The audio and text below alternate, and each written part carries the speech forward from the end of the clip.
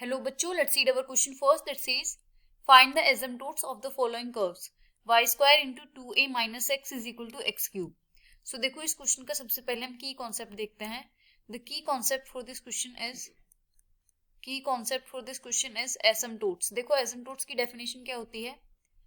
Asymptotes is the tangent to the curve at infinity.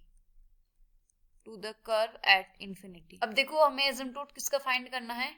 हमें एसिम्पटोट find करना है of the curve y square into 2a minus x is equal to x cube.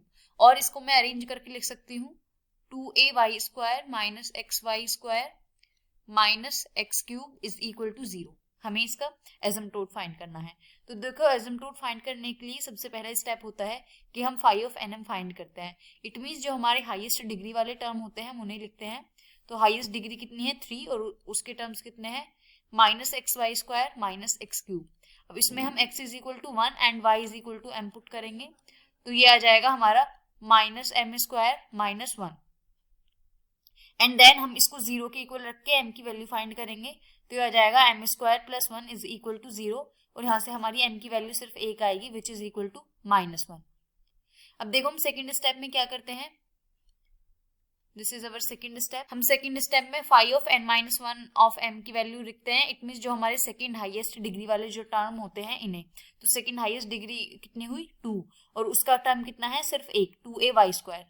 So 2a y square. Again इसमें हम x is equal to 1 and y is equal to m put करेंगे तो इसमें x तो है नहीं तो y की जगह m पुट करेंगे तो आ जाएगा 2am स्क्वायर. अब देखो हम क्या करेंगे. अब देखो हमारी एसिम्पटोट क्या होती है y is equal to m x plus c की फॉर्म में. m की वैल्यू तो अब हमें पता चल गई, हमें सिर्फ c की वैल्यू फाइंड करनी है. तो देखो c की वैल्यू क्या होती है हमारी minus of phi of n minus 1 of m whole divided by phi of nm और इसका derivative with respect to m. तो देखो ये कितना आ जाएगा minus phi of n minus 1 कितना है n माइनस 1 ऑफ m कितना है 2am स्क्वायर. तो minus 2am square whole divided by phi of nm का डेरिवेटिव देखो कितना आ जाएगा विद रिस्पेक्ट टू m. ये आ जाएगा 2m. So this comes out to be 2m. Sorry ये माइनस 2m आएगा बिकॉज वो माइनस m है ना. सॉरी ये माइनस 2m आएगा तो माइनस से माइनस कैंसिल हो गया 2 से 2 कैंसिल हो गया और m की वैल्यू कितनी थी माइनस 1. तो ये हो जाएगा माइनस 1 का स्क्वायर एंड माइनस 1 तो इसकी वैल्यू आ जाएगी a.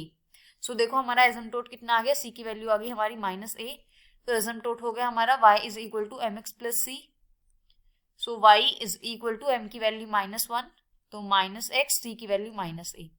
तो यह जाएगा y plus x plus a is equal to 0. This is the asymptote of our given curve and this is the final answer. Hope you understood it well. Best of luck. Thank you.